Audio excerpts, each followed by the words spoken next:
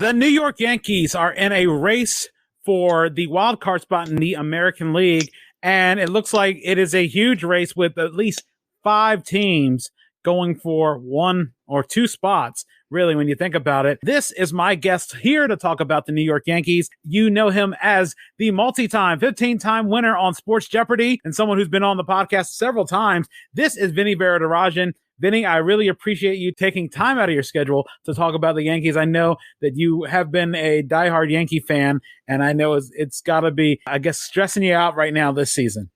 Yeah, Earl, it's always great to be on. Thank you for having me. And I can speak for all Yankees fans. It's just been like ups and downs, and it's been, well, I mean, the good news is Giancarlo Stanton is healthy again, so that's always good, I guess. But yeah, it's I don't know what to say. This is just like one of those seasons where you're just like so infuriating, and they're still in the thick of it. But it could be worse. I guess that's the best way to look at it. We could be the Orioles. No offense. Sorry, I had to go there.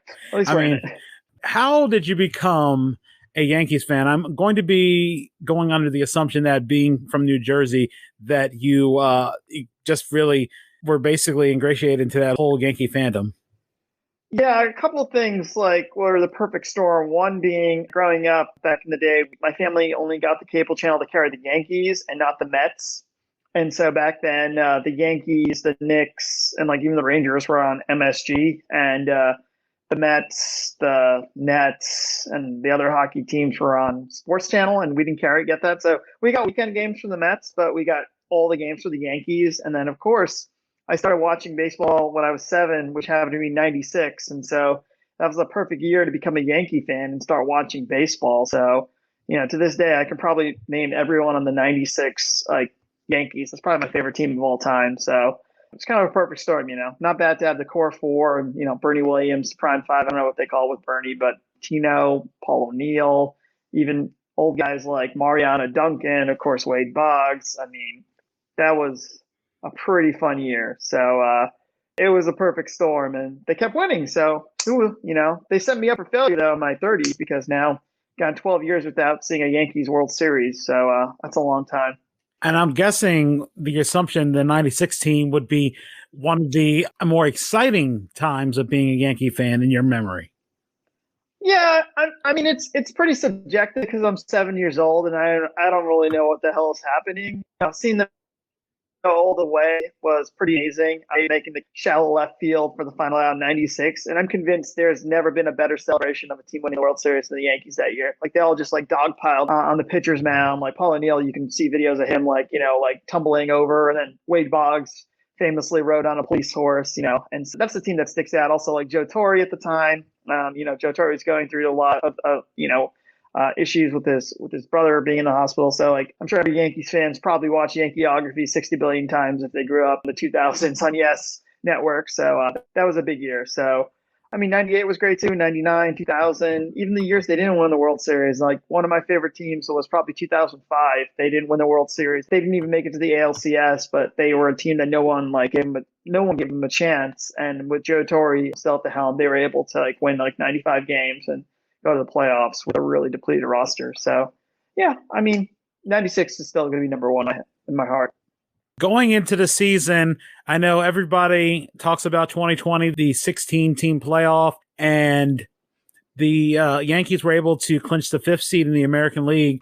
To you, what were your expectations and thoughts going into this season, being able to parlay that chance of making a playoffs for another spot for the playoffs again? Honestly, I thought it was World Series or bust. I thought that the Yankees and Tampa Bay would still be there. One team that I'm really pleasantly surprised to be doing so well and better than the Yankees at this point is Toronto. Toronto last year, I thought the benefit of a short 60-game season really benefited them. But, those young kids, man. Vlad, any other year, Vlad would have been the MVP this year. But, with Shohei Ohtani going two-way, he might win the Triple Crown and still not get MVP, which is insane. But I didn't figure Boston to be back in it. And, Alex Cora being back, it's almost as if 2020 never happened. So it's a tough year. But the Yankees also have an ace in Garrett Cole. They brought back everybody pretty much. So I expected the Yankees to be in it. I didn't know if they were strong enough to win the division, but I thought hey, they can be there for game 163 in the wild card, which is they're right on schedule. But they have a 13-game winning streak, then it was 7 of 9, and then They had this infighting during the Subway Series. I mean, the irony is like the one guy who's really killing it for the Yankees is the guy who's like, made of glass, Giancarlo Stanton. Like he's always been injured. And this year, knock on wood, he's definitely healthy and he is ripping the ball. I mean, you just don't want to pitch to him. So, I think the Yankees are, in the words of the late Dennis Green, are where we thought they were. Was there a point where you were confident the Yankees were going to make the playoffs? Yeah, probably maybe the end of August. They were on a 13-game winning streak. They were killing it, and surprisingly, they had not won like 13 in a row since like 1961. The M&M boys, Whitey Ford, Roger Maris hit 61. So that was really like, hey, this team has finally turned the corner. But then again, I probably just prefacing it into your next question. Then they went on this huge losing streak, and I'm like, oh my God. So right now, I think honestly their chances of even making the wild cards 50-50. I mean, I honestly think there's actually a chance that Toronto might win the division because if they got like 5 more games against the Rays and if Toronto keeps it up, they might actually be in first place. And it might be the Yankees, if they're lucky, it might be the Yankees and either the Red Sox or Toronto or the Rays in the 1-game playoff. So I think honestly the Yankees right now are 50-50. If they can hold up on pitching, if Gleyber Torres can get healthy again and play to his potential. But right now the Yankees also don't have a closer. Chapman is garbage, and it's like, I don't know. I just think the Yankees might need a change in leadership, and that might make things maybe. But the season's still alive, so let's see what magic they can do in the next 3 weeks before the season ends. Who do you feel the Yankees would match up the best with in the playoffs if they make it? I'm not really sure how to answer that. I want to say Chicago because they're not tested after what happened last year, but they did go to a series last year. And honestly, the Yankees and White Sox would be a fun series after that Field of Dreams game. If every game went down to the wire like that, that would be great for baseball. I would guess Chicago probably it would have a good matchup. But honestly, for the Yankees, they probably want to play someone in their division, to be honest, because it's pretty even. Obviously, having games in Tampa. If they play Tampa Bay, I think also remember everyone's playing at home. So can Tampa Bay be a good environment to play in? I think the one team I would not want them to play is Toronto because I think Toronto would just be a bad matchup. I think they have so many arms and so many bats, and they also have pretty good arms right now. So I would probably say if the Yankees were to play a team, it would probably be either Chicago or Tampa Bay, and then the team I'd avoid is Toronto. And then maybe also the Astros, because the Yankees, for some reason, the Yankees can't figure out the Astros in the playoffs. It seems like every year the Yankees and Astros are involved. They've always lost them. I think that's 3 straight times they've lost now, like 2015, 2017, and 2019, cheating notwithstanding. The Yankees seem to just always have problems against Houston.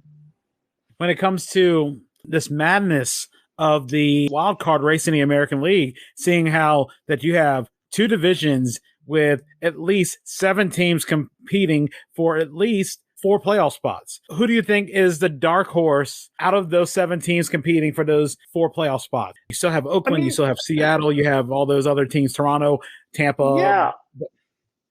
Are we talking only the American League or are we talking about both leagues? Just the American League for right now.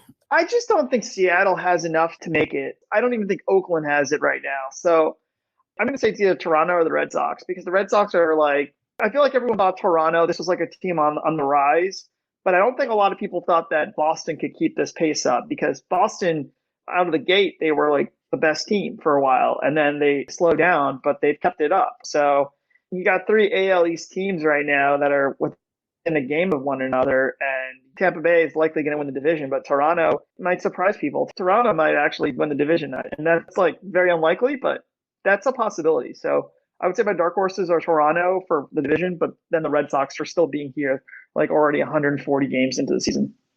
Another question we can pose, as you mentioned, a possible need for a leadership change. I assume it starts in the dugout, and who would you have to replace Aaron Boone at manager? I'm not a fan of the front office like dictating the field managing position. I feel like what's the point of having a field manager? And I think Booney I feel like after what happened with Phil Nevin and him being so vocal, like you don't see that. And I think having somebody who's a little more vocal would help. I know that they had a guy named Hensley Mullins who has been passed over many times for managerial, and I think he would do a great job.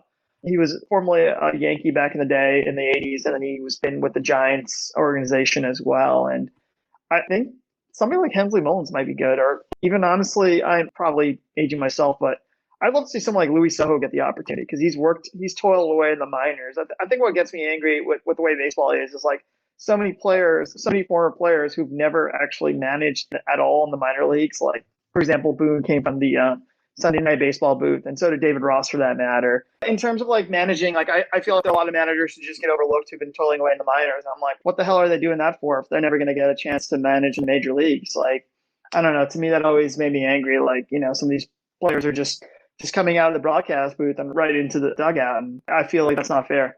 So I think there are a lot more candidates. And honestly, it's kind of interesting. The Yankees have never had a minority manager, which is a little surprising. And maybe it's not, I don't know. But I think it might be time for a change. And I think they would want to maybe hire a former Yankee who also has managed in the minor leagues or elsewhere. But it's a veteran group, so I can also see the need to get a veteran manager. But I'm hoping there's a change. I don't think Boone's a bad guy. I just think he doesn't bring anything that changes. Probably someone a little more vocal. Yeah, I mean, who knows? I always keep thinking, oh, don't be surprised if Buck Showalter shows up in the Bronx again. I mean, that would be kind of cool if you got a World Series after everything that happened. Like, they fired him in '95 and then, Joe Torre took over, but he laid a lot of the foundation. I've always wanted, like, secretly, too, I've always wanted Willie Randolph to manage again. I thought that he got a raw deal in New York with the Mets, and I was like, this is a guy who played for the Yankees for 13 seasons. I guess it's not going to happen. I think Willie's in his 60s and he's probably enjoying retirement. But I just thought like he got one opportunity, and it kind of like leans towards like in baseball where minorities don't seem to get the opportunities or they don't get some of the opportunities that other players get. And that still makes me mad. I mean, I love baseball, but let's face it, it is not as diverse as it used to be. And maybe it is at the player level, but at the manager level, it's very tough. I keep going by what Adam Jones said about the lack of minorities and lack of black players. Looking at that, I mean, he wasn't lying about that. Even though down to what, 8%, 9% now? Yeah, and you could go back in 1994 and you could name at least a good 50 black players, not even counting Dominican players, not counting Puerto Rican players. I could think of there was 6 on the Orioles at the time, and I just think of all the Yankees that were there. I'm kind of thinking about it. I'm always thinking of like Tim Anderson, maybe like the first player I'm thinking in my head. But yeah, it's not a lot. Aaron Hicks for the Yankees as well. But yeah, you're right. It's not a lot. Cedric Mullins. Baseball's touting. I find it ironic that baseball's touting it's the 50th anniversary of the Pirates fielding an all minority team composed of blacks and Hispanics. And like 50 years later, it's like the amount of African Americans in baseball is so low. It's an unfortunate thing, but and it's all this thing to gain the younger fans. You're definitely not making it a little easier when it comes to attracting new fans. I mean, you never know what's going to happen next. I was going to go so far-fetched saying you might see female players in, but I doubt that's going to ever happen. Interest is dwindling among youth in general. I mean, I think we might have a female manager and a female managers and female like uniform coaches, like pitching coaches or something of that matter. I think it's a matter of time. I'm actually surprised in the NBA it still hasn't happened yet with Becky Hammon.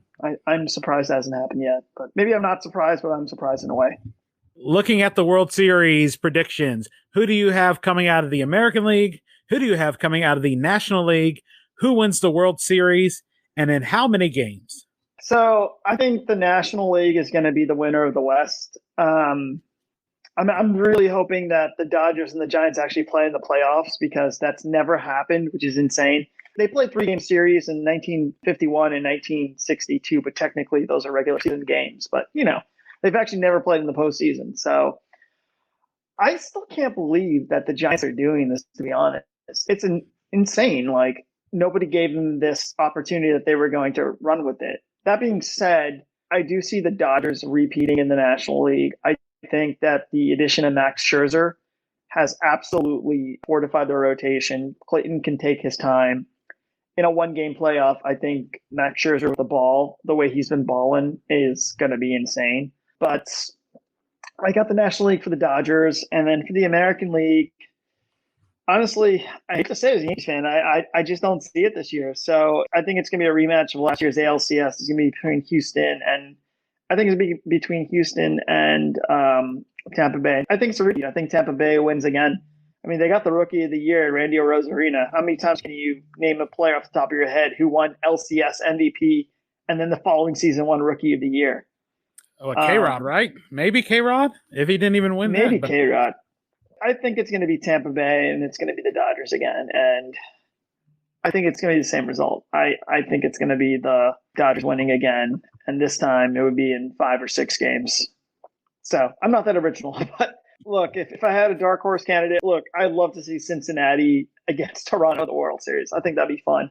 I'm sure nobody with MLB and ratings wants to see it. I'd love to see new blood in the World Series. But I just think that the Dodgers are a well-oiled machine and they have the pitching to get through the World Series. And Tampa Bay, same thing. I think Kevin Cash learned his lesson too. So maybe that might flip the script. It's going to be interesting to see because so many teams are scrambling for that last spot. We never know what will happen with 3 weeks left before playoffs start on October 6th. Before we wrap this up, do you have any shout outs that you want to give? And what are ways people can talk to you about sports in general or the Yankees in general on social media?